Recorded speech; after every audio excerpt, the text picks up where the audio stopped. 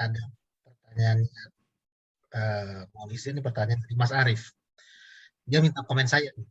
Kayaknya dia kasih statement terkait dengan yang saya bilang tadi masalah teknologi. Kalau menurut saya nih ya, silakan dikomentari juga untuk dari Mas Iwan sama Mas Melvin. Legal technology itu nggak akan menggantikan peran in-house maupun law firm. Manusia itu nggak akan tergantikan. Tapi seperti yang Melvin bilang, kerjaannya akan terbantu. Dari research yang perlu 3 hari, mungkin cuma jadi beberapa jam. Nah, hal yang sama, filing yang begitu menyusahkan, berubah menjadi semua menjadi digital, bahkan PDF pun bisa dibaca oleh AI sekarang. Bahkan AI-nya bukan cuma ODR ya, tapi lebih canggih lagi dari ODR, bisa baca PDF. Nah, yang manusianya bisa terancam hilang, ya. Bukan profesi lawyer manusia itu hilang diganti robot, tetapi manusia lawyer ini akan susah kerja kalau nggak ngerti menggunakan legal technology. Karena di dunia lain, di negara lain, udah bermunculan luar biasa. Kalau Indonesia nggak mulai, ini sulit. Contohnya, Law of Society di Singapura itu Bar Association di Singapura, itu membuat suatu kategori law firm apa saja yang sudah memakai legal technology. Kalau dia udah pakai legal technology, ini suara saya kedengeran nggak ya? Ya, kedengeran. Nah, kalau law firm di Singapura itu udah pakai legal technology, aplikasi apa, nanti dia bisa datang ke Bar Association Singapura, nanti dia dapat stamp, dapat sertifikasi bahwa dia adalah law firm yang sudah advance. Jadi dia bisa selling dia kepada klien bahwa gua ini law firm yang udah maju. Nah, kebayang nih, kalau manusia-manusia lawyer di Indonesia, legal technology aja nggak tahu, ya kan? Akhirnya tergerus sendiri sama teknologi. Jadinya ya nggak dapat kerjaan, nggak dapat klien. Nah, itu otomatis sama aja kayak insinyur-insinyur ya. Kalau insinyur yang nggak tahu cara pakai teknologi, ya mau kerja apa? Di pabrik-pabrik dia nggak, pabriknya udah pakai alat, dia mesti mengoperasikan alat. Nah, sama aja kayak gitu. Nah, itu komen saya sementara nih, karena kayaknya ada yang pertanyaan itu masih itu di semoga Mas Iwan. Ya, ya. Kita lanjut ke pertanyaan dari Pak Awal dulu ya. Mas Melvin, proses yang dilakukan Mas Melvin ini persis banget apa yang saat ini saya dan tim lakukan. Izin bertanya, kira-kira butuh berapa lama Justika untuk mendapatkan customer? Apa yang dilakukan tim Justika supaya masyarakat mengenal Justika? Dan berapa lama kira-kira sampai Justika ini dikenal oleh masyarakat umum? Terima kasih. Jadi ini ada 3 pertanyaan, Bang Melvin.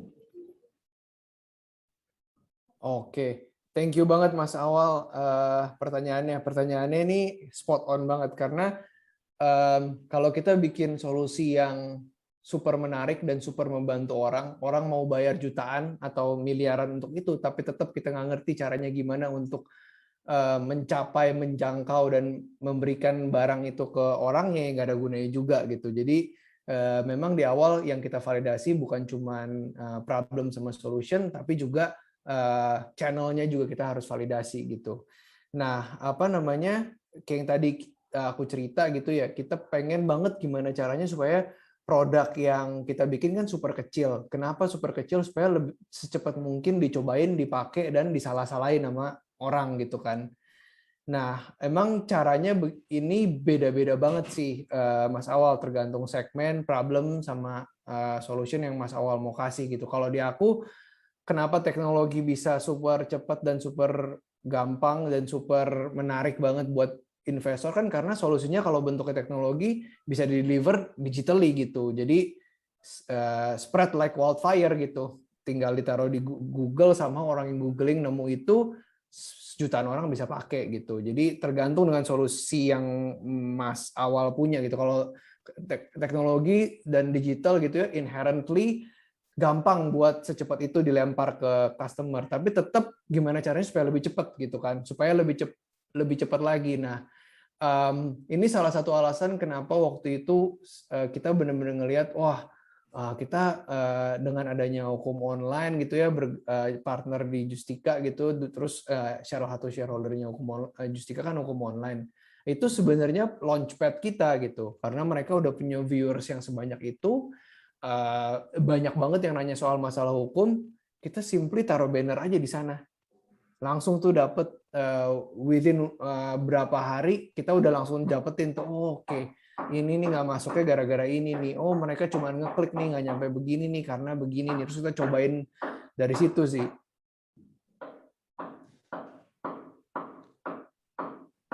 Iya, ya. Oke, kita lanjut ke pertanyaan dari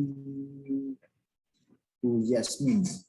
Siang Kak Melvin, kebetulan saya baru belajar dan tertarik untuk buat startup. Cara yang mudah buat melihat potensi pasar dan cari tahu kebutuhan klien itu bagaimana ya Kak? Inovasi apa yang dapat dilakukan agar klien bisa tahu startup kita? Terima kasih. Nah, caranya, ini ceritanya mau bikin startup, tapi belum tahu mau bikin startupnya yang kayak apa. Nah, pengen cari tahunya dari potensi pasar itu gimana tuh, Bang Melvin? Waduh, ini apa namanya, susah nih. Aku kalau boleh jujur-jujur nggak ada caranya sih terus terang. Jadi ya apa namanya, ini kan kalau aku gitu ya, yang tadi aku ceritain gitu, jadi pengen fokus ke bisnis, fokus ke teknologi, terus ngembangin legal product, jadi belajar macam-macam dari hukum online sama orang-orang di hukum online, terus jadi oh ini kayaknya ada potensinya di sini gitu. Jadi sebenarnya banyak di sisi serendipity juga gitu loh, kayak oh iya ya. Tapi kalau orang ngomong sih memang kalau paling gampang dan paling mudah adalah start from scratching your own itch gitu. Kayak ya apa namanya, lu berasa punya masalah apa di hidup lu gitu ya, yang lu kayak aduh gue ini banget nih, masa sih begini, kayak misalnya gitu ya, ngurus KTP kok ribet banget sih, emang harus begini ya caranya ya gitu. Mulai dari sana, karena mostly kalau lu merasakan itu mungkin orang-orang lain juga merasakannya gitu. Tapi yang paling clear mungkin itu jawabannya. Cuman ujung-ujungnya kalau menurut aku sih dan ngelihat orang, ujung-ujungnya juga ya karena bump into something gitu ya, terus kayak oh ini kayaknya ada potensinya nih, let's do something with it gitu. Itu soal apa namanya, ngelihat mencari ide gitu ya, dan mencari tahu kebutuhan klien. Kalau mencari tahu kebutuhan klien. Nah, kalau udah nemu idenya, yang pertama harus dilakukan adalah even sebelum bikin barangnya, validasi dulu gitu. Validasinya yang paling penting yang pertama adalah problem validation gitu. Apakah masalah itu emang beneran dirasakan dan orang mau bayar kalau ada yang nge-solve masalah itu gitu. Karena kadang-kadang gue kayak misalnya apa ya? Misalnya gue nggak tahu nih, misalnya weekend ini mau ngapain, tapi gue nggak mungkin bayar orang atau langganan suatu app buat ngasih tahu, oh kayaknya suggestion minggu ini, weekend ini mau ngapain nih kalau gue gitu ya. Karena pandemi gitu mungkin kayak gue tetap nggak mau bayar gitu. Kalau gue harus bayar untuk dikasih tahu rekomendasi aktivitas yang bisa dikerjakan selama pandemi gitu. Buat gue nggak penting gitu.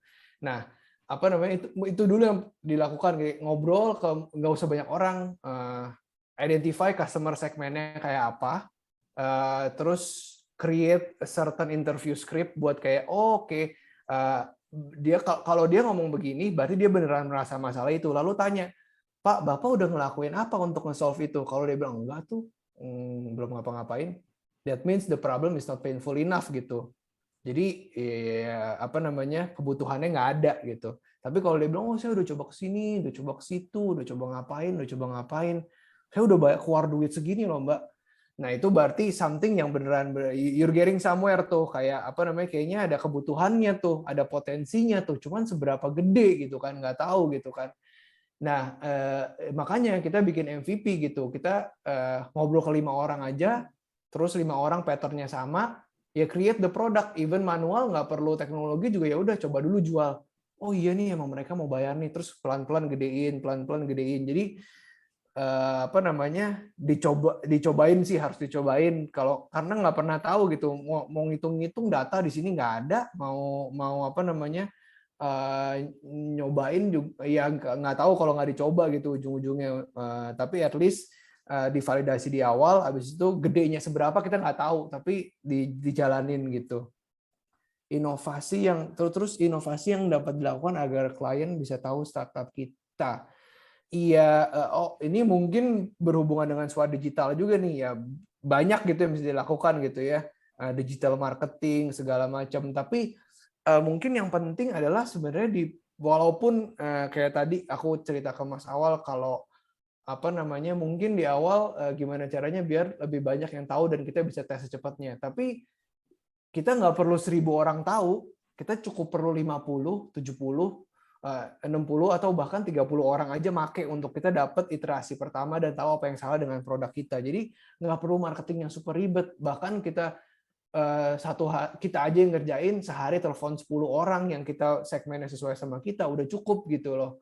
Untuk kita beneran ngeceritain dan ngedapetin mereka untuk join dan on board gitu. Jadi inovasi yang dibutuhkan sebenarnya jadi simple gitu ya, karena kita cukup perlu 30-20 orang aja kok untuk event memulai gitu. Nggak perlu langsung 1.000, karena kalau langsung ke 1.000 produknya juga belum jadi, ngapain masukin air ke ember yang bocor juga gitu loh. Produknya juga belum bagus, belum dicoba gitu ya. Ngapain buang-buang duit marketing udah gitu dari 1.000 yang convert paling cuma 1 gitu. Gitu sih. Ya, jadi ada mekanisme learning by doing juga ya. Begitu kita tahu setelah ditawarkan, kemudian ada yang ini kayaknya, terus kemudian ada orang komplain, kayaknya kurang ini, nah kemudian inovasinya baru di situ gitu ya, Bang Wilvin. Betul Mas Iwan. Jadi ini salah satunya juga harus tahu cara memasarkannya juga, brand positioningnya sama brand segmennya juga harus clear juga ya untuk inovasinya. Nah ini kemudian ada, by the way, tadi Bang Melvin, ini masih di pertanyaan Bu Jasmine ya. Kalau masalah orang merasakan painful ketika mengalami sesuatu, ini sharing aja nih buat Mbak Jasmine. Saya itu ngurus akta tanah ya, SHM. Kebetulan mau diroyal di balik nama atas nama saya. Itu susahnya minta ampun. Hampir 2 bulan itu nggak ada kemajuan. Nah ini saya nggak tahu. Ini terlepas dari kritik terhadap BPN dan pemerintah, tapi di pemerintahan sendiri Presiden menyatakan supaya masyarakat ini bisa mendapatkan SHM semudah mungkin kan gitu. Nah sekarang mau royal tapi susah amat. Mungkin bisa dipikirkan caranya gimana, mungkin bikin startup software atau gimana ditawarkan di BPN supaya mereka bisa lebih mudah validasi dengan bank, dengan notaris dan lain sebagainya. Itu supaya bisa digital. Itu kayaknya juga belum ada. Ini ide aja buat Mbak Jasmine. Karena tadi kan kepengen bikin startup tapi nggak ngerti caranya gimana. Nah, Bang Melvin jawabnya dengan cara ya kita ngerasain apa, kita ngerasain kesulitan di mana dan apakah kalau kita punya solusinya orang mau bayar gitu kan. Kalau saya pribadi saya mau bayar kalau misalnya ada yang bisa bantu. Cuma kan nggak mungkin saya kasih ke calo ya, karena udah nggak bisa lagi. Gitu. Itu sih untuk Bu Yasmin. Pertanyaan selanjutnya kita dari Pak Cesar Budi. Ada berapa kali testing Mas dalam bisnis prosesnya? Kemudian bagaimana metode Mas Melvin mendapat insight result dan pendapat dari customer, baik dari script, product, service, interface untuk next strategy improvement. Apakah menggunakan data tools yang spesifik or basic research saja atau akan metode lain? Oke, thank you banget nih Mas Cesar. Berapa kali testing? Wah, nggak kehitung sih Mas Cesar. Dan yang kita kerjakan sekarang juga memperbesar tim itu untuk memperbanyak testingnya. Dan menurut aku sampai kapanpun testingnya nggak akan pernah kelar gitu ya, karena kita harus terus improve gitu. Kalau yang orang bilang, oh ternyata udah jadi market leader, atau kalau di startup ngomongnya product market fit gitu. Ya market kan selalu berubah gitu. Orang needs-nya berubah, social structure berubah, ada inovasi baru, behavior-nya berubah. Jadi emang itu testing dan innovating atau improving itu endless, atau selama perusahaannya ada akan selalu terus dikerjakan gitu. Jadi nggak tahu udah berapa kali sih. Terus kemudian bagaimana metode untuk mendapatkan result dari pendapat result dan pendapat dari customer. Utamanya sih simpelnya gitu ya. Mungkin yang paling penting fundamentalnya adalah apa dulu yang dicari dan apa dulu yang mau diukur gitu. Baru dari sana kita tentuin ngukurnya gimana gitu. Jadi tapi jadi macam-macam gitu ininya solusinya gitu. Misalnya misalnya problem interview tadi, aku pengen ngukur dulu problem aku painful enough atau enggak. Dan caranya ya dengan interview aja gitu. Tentuin customer segmennya, ngobrol dengan ini, nggak perlu ngobrol dengan orang yang jauh, ngobrol sama istri aja juga bisa ini kalau memang segmennya masuk gitu kan. Itu yang paling simple. Tapi kalau misalnya udah mungkin udah kayak misalnya produknya udah jadi, udah dipakai banyak orang, lagi-lagi apa nih yang mau diukur, kayak ini pengen tahu nih di sini berapa banyak sih yang convert, terus kenapa nggak convert, ya pakai tracker gitu kan, di track gitu di behavior masing-masing, pakai ada yang namanya Hotjar, Mixpanel segala macam, di track di situ dia behaviornya gimana, dia pindah kemana gitu. Nah tapi tetap dari sana juga itu kan kuantitatifnya gitu ya, berapa persen yang pencet, berapa persen yang ini, tetap dari sana kita harus telepon beberapa orang terus kayak, Pak, ini kenapa Bapak mencet ini ya? Asumsi Bapak apa ya? What would you expect to pop up after you click this gitu. Itu cara kita dapetin insights juga gitu. Dan sebenarnya itu dikerjakan setiap proses development tuh, setiap ini pasti ada validasinya sebelum benar-benar dibangun. Habis dibangun pun ada validasinya terus gitu. Jadi paling banyak sebelum development-nya dimulai adalah interview, terus brainstorming sama ops gitu, atau interviewnya nggak harus first hand ya, second hand interview, kayak ops kan yang sering dapat keluhan dari pelanggan, dia bisa representatif juga. Tapi kalau setelah development berjalan, mostly pasti nge-track lah semua yang ada di semua behavior yang kita perlu track, kita track. Kalau kita simply kayak yang bisa kita track gitu, karena kita nggak pernah tahu masalah yang perlu kita cari tahu apa gitu kan. Semua yang bisa kita track, kita tracking, dari situ kita cari ininya di mana gitu. Sorry, aku mute dulu.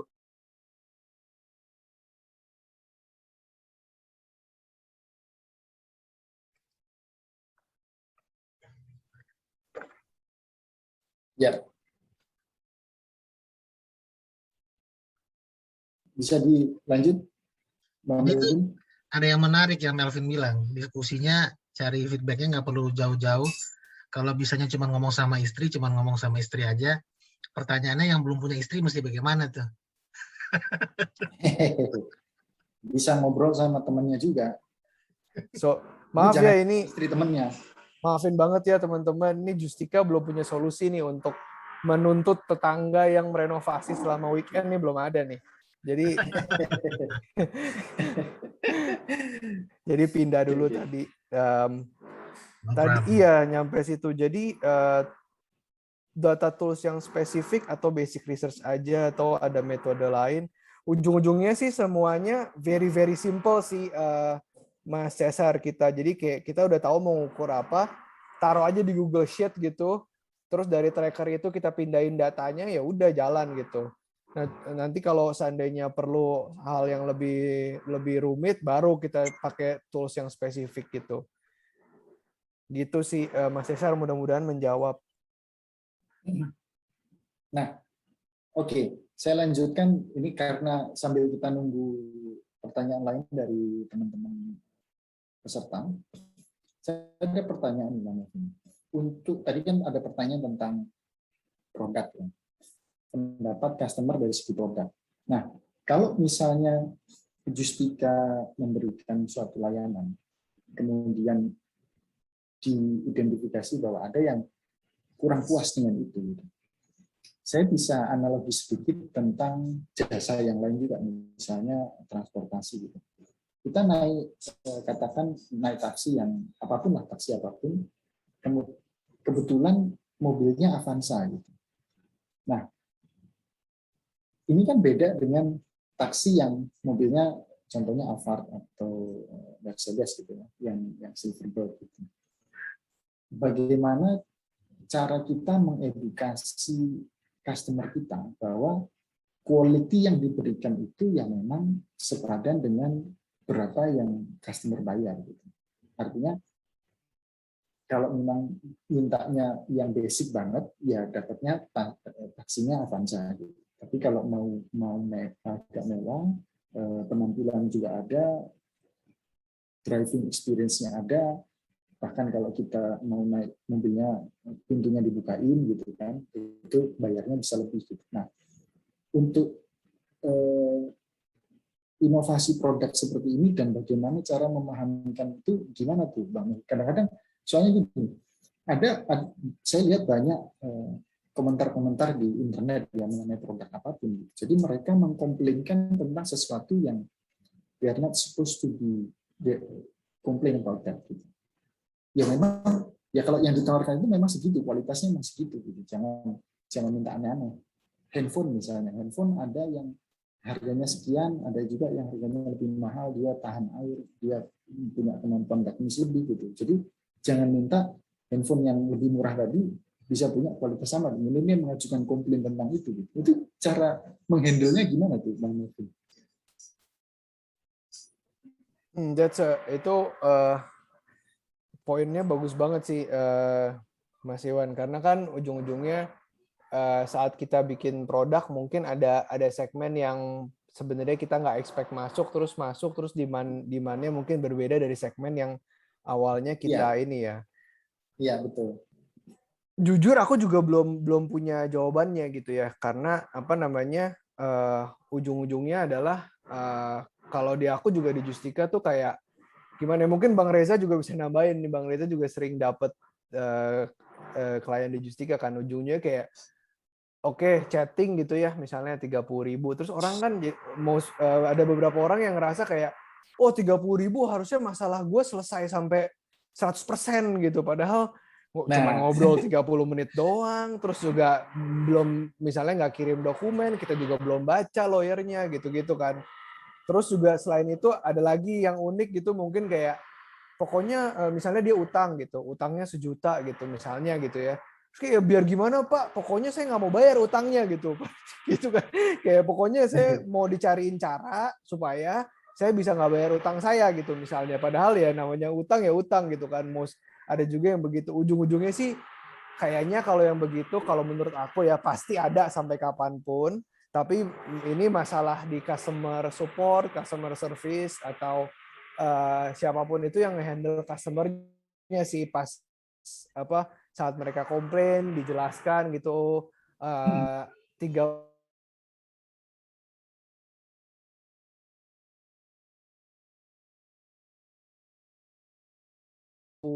menit ini. Tapi aku rasa itu never ending problem sih pasti. Ya yang penting kayak kalau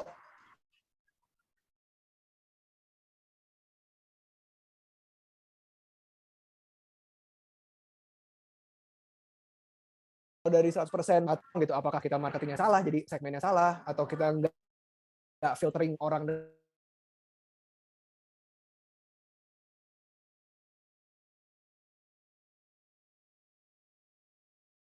benar gitu, kayak di kita ya dijawabin aja sama dia, dibantu misalnya. Tapi kan nggak semua lawyer begitu gitu ya. Ini apa sih tugas kuliah,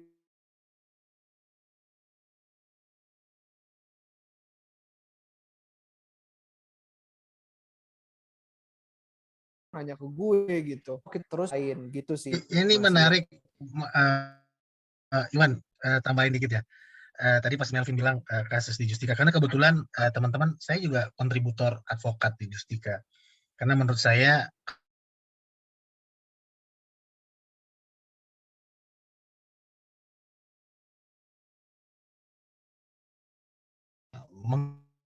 menggunakan dari Justika itu mungkin agak banyak pertanyaan.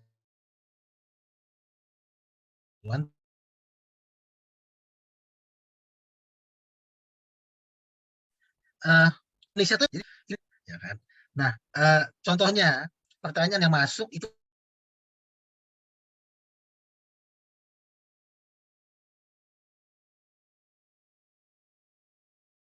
seminggu itu bukan hal yang ilegal. Datanya disebar kemana-mana. Itu aja. Udah tahu ilegal masih dipinjam juga. Itu masyarakat Indonesia udah kayak begitu. Udah kejebak sama butuh duit,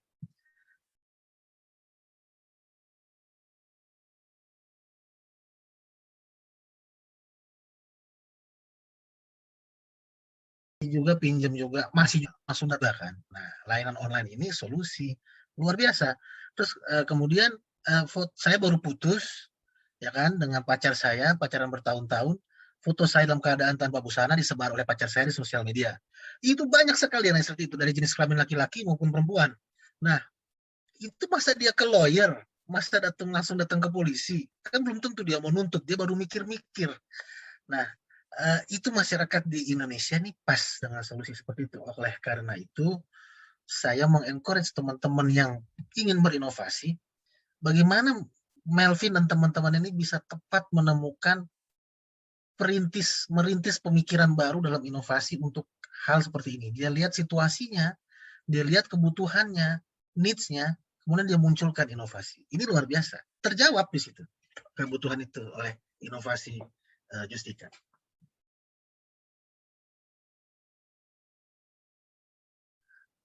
Halo? Iya Bang Reza, kedengeran. Oh iya. Tapi Gitu. nggak segitunya Bang, banyak salahnya juga di awal-awal. Makanya Kalau salah itu kan maksudnya tadi kan Melvin juga udah bilang bahwa semua ada penyempurnaan segala macam. Cuma dari betul. sisi memang masyarakat kita butuhnya di situ. Kalau kita bicara di Singapura, ya kan, dibuka misalnya yang mirip kayak Justika, pertanyaannya bukan masalah pinjaman online ilegal atau pacar saya menyebar foto saya, dan lain lagi dia bertanyanya, ya kan. Di Myanmar mungkin mirip-mirip sama Indonesia, kita nggak tahu ya kan. Jadi ini emang masyarakat kita, bahkan ada yang nanya ke saya, anjing saya anjing saya dicuri dibunuh sama tetangga saya. Nah itu masa dia ke law firm gitu kan, tapi dia butuh bantuan gitu. Ya, itu Iwan kira-kira komen sedikit. Ya. Ini satu pertanyaan lain dari teman-teman peserta. Saya kepikirannya gini nih, Bang Melvin. Kalau Bang Melvin title-nya adalah CEO, maka saya bilang ini Bang Melvin ini supirnya yang bisa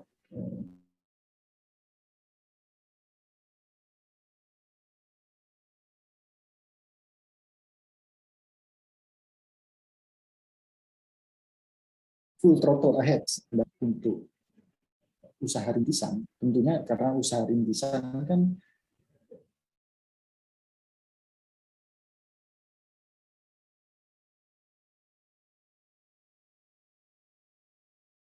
sumber daya manusia, ini khawatir mereka minta gaji berapa, gitu kan. Nah,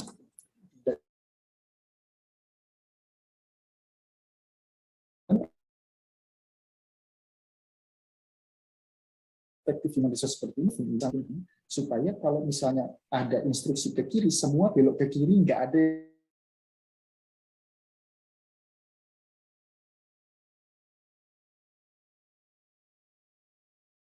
kemudian 1, 2, terus ada poinnya bagus banget sih Mas Iwan.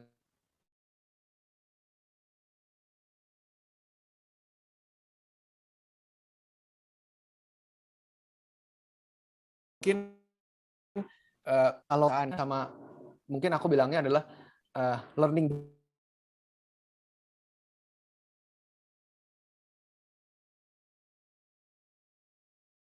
organization yang isinya adalah knowledge, self-driving sama self-driven, maturity sama being independent gitu, Mas Iwan gitu ya. Kenapa? Karena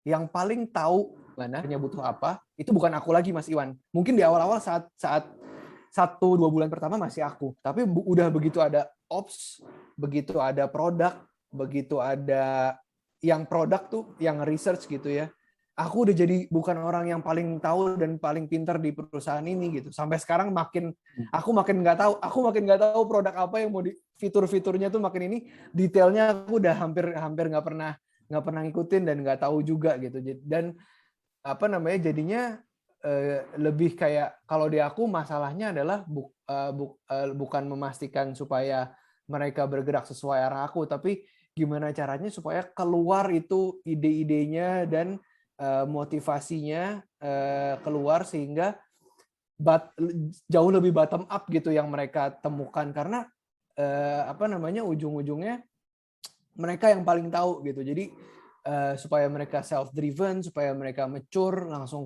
keluarin ide, dan bekerja. Yang bisa kita lakukan adalah memfasilitasi organisasi ini supaya saat ada orang ops, orang produk, engineer jadi satu tim, ngobrol, berkumpul, kita fasilitasi sebaik mungkin sebagai leader untuk mereka bisa sharing ideas, mengambil keputusan within themselves untuk kayak, oh ya udah, berarti minggu depan dari gue cuman kayak, gue mau naikin dari sini ke sini nih bulan ini nih.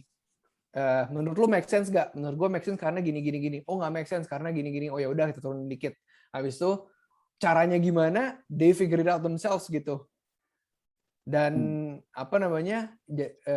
tentunya di awal-awal nggak bisa, karena awal-awal mungkin harus kita udah tahu jawabannya dulu, terus sedikit kita pancing biar mereka biar berani ngomong gitu sih. Itu sih masalahnya lebih banyak itu, sampai sekarang juga itu terus jadi masalah gitu ya, dengan adanya orang baru apa gimana, kita harus adjust terus tadi ada sisi soal kesannya imbalan atau benefit ya Mas Iwan ya. Iya. Nah, enaknya atau gue bersyukurnya banget adalah anak-anak muda Indonesia ini ya, termasuk yang ikut di sini gitu ya, itu udah bukan orang-orang yang ya udah gitu, mungkin karena udah punya luxury yang jauh lebih besar dibanding generasi kami sebelumnya gitu ya, yang mungkin sangat mementingkan security, job security, aman, sejahtera gitu. Saat ini teori kebutuhan Maslow-nya sedikit nambah lah, daripada kebutuhan juga purpose, passion, hal-hal kayak gitu. Nah, untungnya yang penting saat kita bisa jelasin visi kita, misi kita, dan compelling, somehow benefit itu jadi suatu hal yang jadi juga pertimbangan, apakah benefitnya sedikit lebih kecil atau nggak sebesar yang lain, mereka tetap bisa join ke kita gitu. Yang penting kita kasih tahu kita mau bikin apa nih, dan lu bakal ini. Dan kedua adalah making sure bahwa personal growth mereka benar-benar kita perhatiin dan align dengan dengan growth of the company gitu ya. Kita sediain, kan saat ini kan mereka yang penting karena kita kebanyakan ngambil yang masih baru memulai, junior segala macam. Yang penting ke depannya mereka gimana. Kebetulan pas dengan kita growing juga, kemungkinan lu buat promote jauh lebih gede.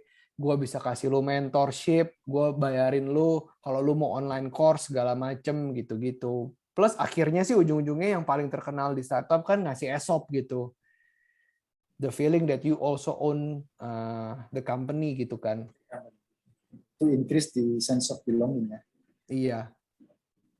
Nah, kalau dari sisi individunya sendiri, kita ngobrol soal Bang Melvin sekarang, bukan nggak Justika secara korporat.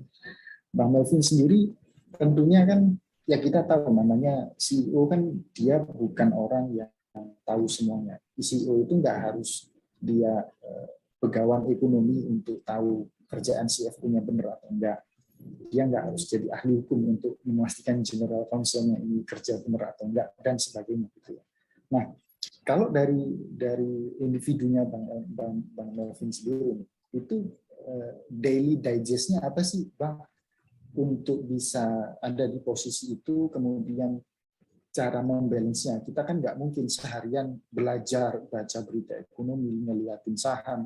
Itu kan itu sesuatu yang tidak mungkin kita lakukan semuanya. Di sisi lain mungkin biasanya kalau orang-orang hebat yang saya tahu baca bukunya tuh rajin banget gitu ya. Nah, kalau Bang Melvin gimana nih caranya? Daily digest-nya apa sih? Ilmu apa yang biasanya diutamakan, diprioritaskan untuk bisa apply ke pekerjaan? Thank you banget pertanyaannya Mas Iwan. Ini apa namanya? Sebenarnya makin kesini aku makin kayak nggak tahu masalah apa yang harus aku bakal terjadi besok gitu ya.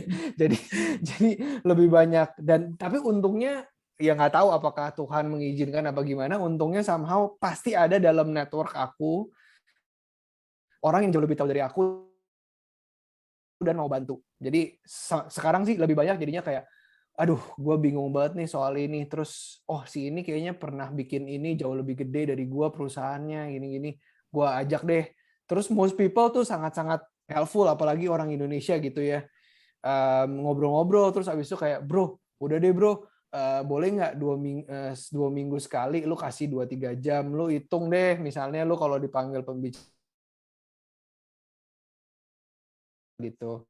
Dan lu mostly sekarang omongan di aku begitu terus gitu, karena jadi macam-macam banget masalah yang aku harus yang aku nggak tahu. Tapi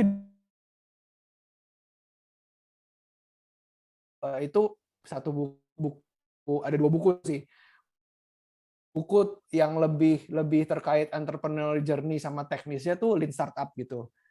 Itu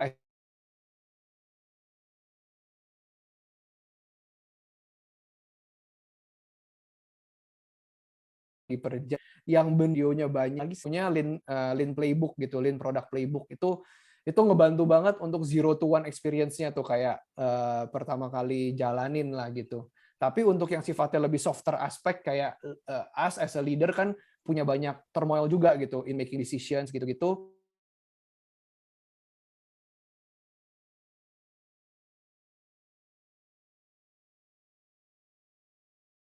Itu yang tadi tuh hard thing about scam sih. Gitu Mas Iwan. Ya. Terus kalau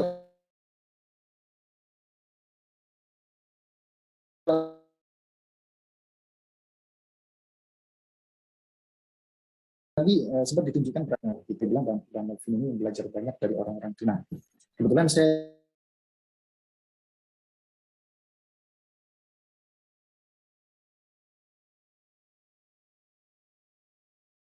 di antaranya memang kemudian lagi Pak Hadi Bayu. Nanti titip salam buat Pak Bayu. Saya punya modelnya tuh Melvin. Melvin sebagai CEO, apakah kemudian ketika ada masalah terus mau konsultasi, ataukah sebenarnya ada memang didesain khusus menjadi culture di sebuah startup untuk punya sesi khusus mentoring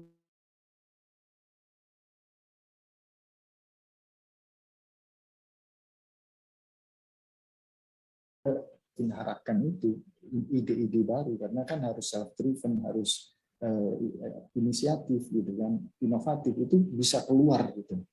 Kalau di Justika gimana tuh Bang? Ada nggak sesi-sesi seperti itu?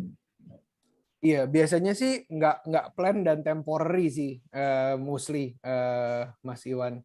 Jadi saat ini kita lagi masalahnya apa, terus kita cari orangnya, terus within 1-2 bulan kita engage, terus habis itu mungkin udah geser lagi 2 minggu depan masalahnya. Jadi emang apa namanya, biasanya memang apa, nggak ada yang khusus ininya jadwalnya dan temporary, tapi yang selalu nyariin itu, jadi kalau kita punya yang namanya chapter lead gitu. Jadi masing-masing organisasi itu, kalau di kita kan ada yang namanya scrum team atau squad. Squad itu punya satu tujuan bisnis, yaitu misalnya kalau di kami misalnya meningkatkan jumlah pengguna chat misalnya gitu. Itu satu squad tuh isinya adalah product manager, product designer, sama engineers gitu. Nah, tapi product manager punya chapter lead-nya sendiri, product designer punya chapter lead-nya sendiri yang fungsinya adalah nge-groom tim ini gitu. Nah, mereka berkumpul setiap berapa lama, oh kita bingung banget nih, nggak pernah ngerjain ini sebelumnya, praktisnya begini gimana. Nah, itu baru si product manager chapter lead ini biasanya yang sedikit lebih senior, kalau dia nggak bisa solve itu, dia akan cari orang lain dari luar untuk bikin mentoring session secara temporer for the team gitu. Oke. Jadi kalau untuk kita konteksnya bicara startup, bisa juga diambil pilihan diskusi-diskusi itu terjadi occasionally aja ya, nggak usah terlalu dijadwal yang nantinya mungkin malah menghambat pemasaran atau dan sebagainya gitu. Betul, kita sih lebih as the issue pops up lah. Jadi lebih fleksibel, kalau ada isu langsung di-tackle, nggak ada nanti lah istilahnya. Kan banyak juga orang yang besok gitu. Kira-kira gitu ya Bang Melvin ya. Iya. Kita banyak juga tapi Mas Iwan yang entar besok, soalnya masalahnya banyak banget Mas Iwan. Ya, kalau itu kan masalah priority ya, itu masalah Iya, priority. betul. mana yang harus duluan gitu. Bukan, tapi kalau cuma punya masalah satu kemudian ntar besok, nah itu agak berbahaya gitu.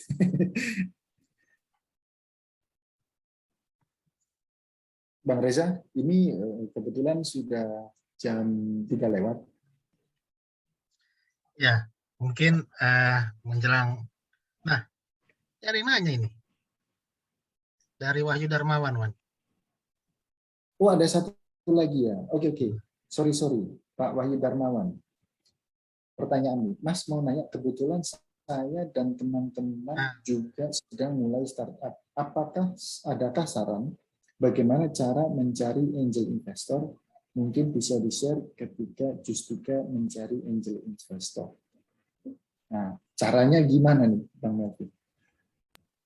Oke, Mas Wahyu, ini sadly jawabannya mungkin nggak seelok dan seintelek itu. Paling enak sebenarnya minjem dari friends and families, itu paling pertama gitu ya. Dan mau startup kalau ini juga emang mulainya dari teman-teman yang percaya, keluarga yang percaya gitu. Itu paling mending gitu. Dan tapi selain itu sebenarnya mungkin kalau most of us kan mungkin nggak seprivilege itu juga untuk punya teman atau keluarga atau kerabat yang mau pitch atau chip in gitu. Nah, biasanya karena kita di tahap awal banget gitu ya. Kalau angel investing kan early banget. Terus belum ada barang yang beneran gimana banget gitu. Barangnya belum jadi, mungkin baru memulai gitu-gitu. Tapi udah bisa membuktikan somehow gimana ininya. Itu adalah 2 poin aja. Cari orang yang beneran punya bias terhadap visi Mas Wahyu gitu, kayak emang dia punya misalnya nih kayak di aku gitu, kayak kenapa aku berani ke Bang Fikri, karena Bang Fikri juga punya mimpi yang besar untuk industri hukum juga gitu. Nah, itu udah satu poin yang dia kesana aja, karena dia pasti mau nih untuk dia percaya dan visinya resonate gitu ke dia. Kedua adalah ya orangnya harus percaya sama kita as a person sih. Karena barangnya nggak kelihatan, barangnya belum ada. Angel investor cuma beli visi sama orangnya doang. Jadi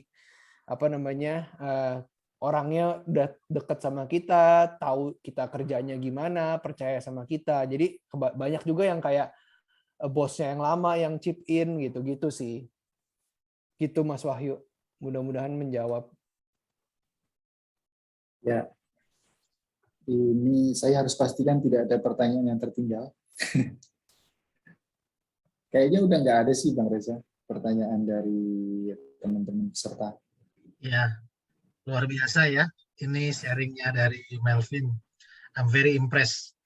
Hari ini saya yakin teman-teman udah belajar banyak. Dan saya sendiri juga belajar banyak dari Mas Melvin dan juga dari teman-teman juga tentunya dari segala macam pertanyaan. Perjalanan Mas Melvin dan segala macam ide-idenya dan sharingnya itu menurut saya ini sesuai dengan quote yang pernah saya baca dari salah seorang petinggi dari Oracle, suatu perusahaan satu perusahaan teknologi terkemuka di dunia, teman-teman pasti aware. Karena menurut saya, kenapa saya setuju dengan quote ini, hidup ini memang harus selalu bisa berkembang dengan adanya inovasi. Kita nggak mungkin mengerjakan hal yang sama terus-menerus setiap hari, setiap tahun, dan selama-lamanya. Hidup itu selalu berkembang, dan inovasi itu yang membuat berkembang juga dalam dunia profesi dan bisnis. Kalau kita bermain bola juga nih, Mas Iwan kan salah satu tokoh pemain bola nih dulu di Indosat. Kita kalau pemain bola profesional itu nggak mungkin juga akan menjadi seorang striker terus-menerus. Ada saatnya dia menjadi mundur ke belakang, bahkan mungkin menjadi coach, menjadi manajer, dan lain sebagainya. Nah, inovasi yang di-share oleh Melvin hari ini membuktikan bahwa kalau kita itu sudah diketawain orang ketika membicarakan inovasi itu, kita dibilang gila sekalipun, itu baru namanya inovasi. Kalau kita cuma ngomong biasa-biasa aja, tentu tanggapan orang biasa-biasa aja. Ketika ide kita biasa-biasa aja, tanggapan orang pun biasa-biasa aja. Jangan menyerah untuk berinovasi. Yakinilah orang yang mendengarkan ide-ide kita itu justru akan membilang kita setengah gila. Mungkin dulu Melvin juga ada banyak teman-temannya bilang sama dia, gila lu, mana mungkin bisa bikin itu buat legal marketplace di Indonesia. Tapi kenyataannya itu berjalan. Dan kenyataannya ribuan orang bertanya kepada Justika setiap harinya mengenai hal-hal yang memang uniknya Indonesia seperti itu. Saya rasa itu kita tutup hari ini. Dan ini adalah penutupan dari sesi khusus karena telah berakhirnya program Legal Academy for Startup dari SUA Digital batch pertama. Don't worry, nanti akan ada batch kedua untuk Legal Academy. Bahkan SUA Digital akan juga menyelenggarakan Startup Academy yang lainnya untuk topik coding, untuk bisnis, marketing, dan manajemen, serta mungkin accounting untuk startup. Bagaimana intinya komitmen SUA Digital untuk terus mendorong startup di Indonesia untuk bangkit dan terus berkembang demi Indonesia, demi Merah Putih. Sebelum saya tutup, sebelum saya ucapkan sampai jumpa, mari kita foto bersama dengan tokoh-tokoh kita, Mas Melvin Sumapung, dan Om Iwan, dan juga teman-teman SUA Digital, dan khususnya para peserta sekalian. Kita foto bersama, mohon nyalakan kameranya Mas, Bapak-bapak dan Ibu-ibu. Ya. Ini saya sama Mas Iwan emang sengaja kompakan di sesi terakhir, ada identitas nasional sedikit gitu ya. Jadi bukannya bercanda, ini justru dengan segala hormat. Ini biar berasa di Bali yang pakai udang. Biar berasa di Bali. Nggak punya, Wan. Jadi gua terpaksa budayanya begini. Lagi ke pantai saya. Ntar lagi kita ke Bali ya. Nanti mungkin sesi berikutnya kita bisa bikin di Bali. Oke. Backgroundnya Bali maksudnya. Udah nyala semua ya. Ini saya ada gangguan bandwidth. Jadi saya tidak bisa melihat kamera orang lain, hanya bisa melihat diri sendiri. Oke.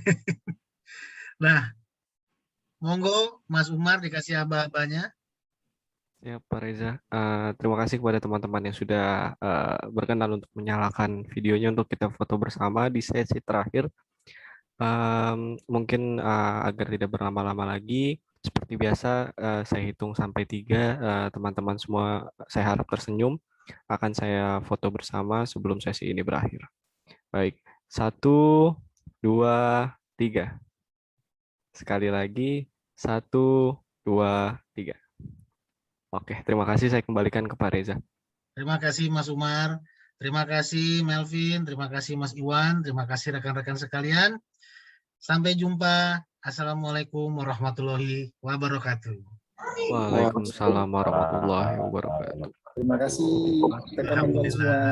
Selamat berakhir pekan.